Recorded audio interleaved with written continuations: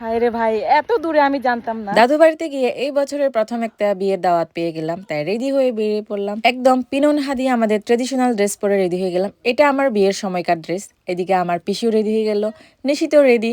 তো এত সেজে গুজে কি হলো, মানে যেহেতু মেয়েরা একটু সাজুগুজু করতে পছন্দ করে, তাই বিয়ের সময় এরকম ড্রেস পরে হাঁটতে একটু কষ্ট হয়। তারপর তো হিল, গ্রামের আঁকা বাঁকা মেঠো পথ দিয়ে হেঁটে হেঁটে এখানে পৌঁছে গেলাম। এখানে এসে দেখেছি এখানে লম্বা একটা বাঁশের তৈরি সাঁকো। আসো আসো ভাই, একটা বিয়ে খাইতে যে কষ্ট, মানে সুন্দর করে পিনন হাদি শাড়ি এগুলা পরে মেকআপ করে যে আমরা বের হয়েছি বিয়ে খাওয়ার জন্য, এত দূর থেকে কষ্ট করে কে বিয়ে খায়। অনেক কষ্ট করে সাঁকোটা পার হলাম, প্রায় আধা ঘন্টা ধরে হাঁটতেছি, এখনো পৌঁছায় নাই বরের বাড়ি, আর যে কত দূর যেতে হবে।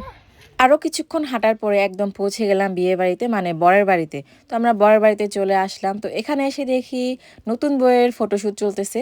তো আসলে কিন্তু খুবই সুন্দর ডেকোরেশন ছিল, এটা অনেক বেশি ভালো লাগছে আমার থেকে। নতুন জামাই আমার সম্পর্কে কাকা হয়, তাই নতুন বউকেও কাকি বলতে হবে। তো নিশি তার মা এখানে তাকিয়ে ছিল, আমরা ফটো তুললাম, আর নিশিতের সাথেও আমি কয়েকটা সুন্দর ছবি তুললাম।